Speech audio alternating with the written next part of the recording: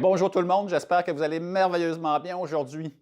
Je reçois souvent les mêmes commentaires ou les mêmes questions de personnes, de représentants, de conseillers en services financiers, courtiers immobiliers, qui me disent souvent qu'ils ont de la difficulté à créer un intérêt, puis à ne pas créer un malaise lors de leur première rencontre. Alors aujourd'hui, je veux vous apporter une méthode pour vous aider à faire vos premiers contacts d'une manière que ce soit fluide, pour que vous ayez du plaisir avec la personne que vous rencontrez, même si c'est un prospect ou un futur client, puis de manière à créer, à établir vraiment une base sur l'honnêteté, la réciprocité, l'échange mutuel, puis la confiance mutuelle entre vous deux. Alors, je me nomme Simon Pierre, je suis formateur et coach expert en stratégie de vente et en négociation. Alors, les amis, quand je reçois des commentaires comme ceux-là, qui font que les gens me disent qu'ils ont de la difficulté lors de leur première rencontre, je sais exactement de où ça provient, ce malaise-là. C'est que vous vous présentez, vous êtes dans la peau du vendeur qui veut vendre le plus vite possible. Puis vous devez sortir de cette peau-là lorsque vous faites votre première rencontre.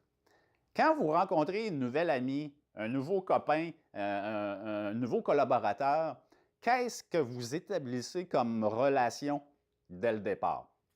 Est-ce que vous allez faire étalage de tout votre bagage que vous avez derrière vous en oubliant de poser des questions, en oubliant de vous intéresser à la personne qui est en face de vous? C'est pas ça que vous allez faire.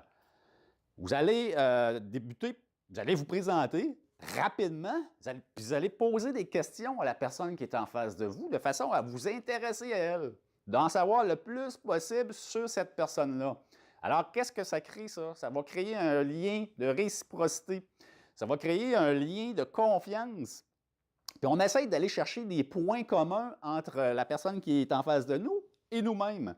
Alors, c'est de cette manière-là qu'on va chercher une connexion avec notre prospect ou notre client.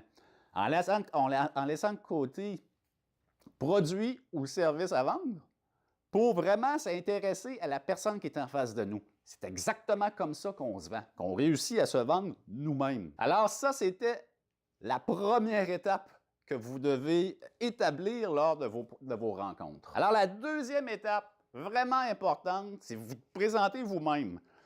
Vous devez avoir une phrase accroche, comme je disais dans la vidéo qui parlait de comment se présenter, comment faire un premier contact, par exemple par téléphone pour obtenir rapidement un rendez-vous. Je vous disais de formuler, de vous faire, de construire une phrase d'accroche qui contient 3 lignes maximum que vous pouvez dire en dedans de 15 à 20 secondes. C'est la même phrase accroche que vous utilisez rendue chez le client, face à face avec lui. Cette phrase accroche-là a pour but de susciter l'intérêt chez le client sans trop élaborer sans trop élaborer sur ce que vous faites ou sur ce que vous avez à vendre comme produit ou service. Parce que vous n'êtes pas encore rendu à cette étape-là. Calmez-vous. Hein? On prend ça relax. Vous devez établir un lien avec la personne qui est en face de vous.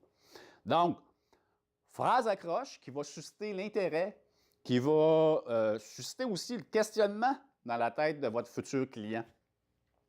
Donc, tout de suite, une fois que la phrase accroche a été dite, 15-20 secondes, là, vous détournez l'attention sur votre client. Donc, c'est lui qui importe, c'est vous qui devez commencer à poser des questions directes à votre futur client. Alors, c'est ce qui nous amène rapidement à enchaîner à la troisième étape qui consiste à mettre le focus sur le client qui est en face de nous. Alors, on peut lui poser la question suivante. Alors, monsieur le client, est-ce que vous avez, ou plutôt, quel programme avez-vous mis en place au niveau des formations, mise à niveau des compétences, au niveau des stratégies de vente ou de négociation? Alors, quel programme vous avez mis en place pour vous-même ou pour augmenter les compétences de votre personnel? Alors, cette question va provoquer de la part de votre client une série de réponses. Et puis là, la conversation est partie. Donc, le début de la présentation est fait. Tout ce que vous avez à faire, c'est de continuer la conversation avec votre client de manière à ce que ce soit proactif et puis d'obtenir une série de réponses. Mais là, il est important de s'ouvrir très grand les oreilles et de se taire pour écouter jusqu'au bout toutes les réponses que le client va vous apporter. Alors, ça nous amène immédiatement à la quatrième étape qui est vraiment importante et puis qui va avoir un effet psychologique très décisif sur la suite des choses. Ça va créer un engagement de votre part face à votre client et ça va montrer votre sérieux et votre intérêt face aux réponses que le client vous apporte. Vous allez avoir besoin de deux outils.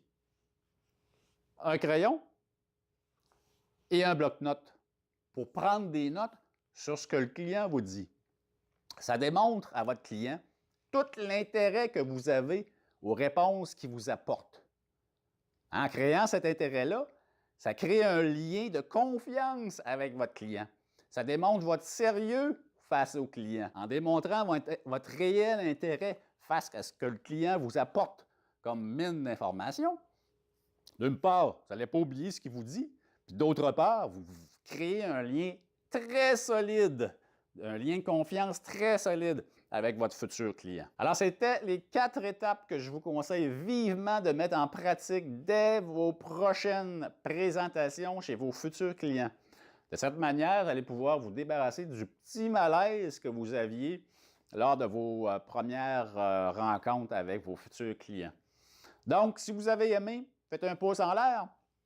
Inscrivez des commentaires si vous avez des commentaires à faire dans le bas de la vidéo. J'apprécie beaucoup. Et je vous invite à vous abonner à ma chaîne YouTube. Alors, je vous dis à la prochaine. Bye bye.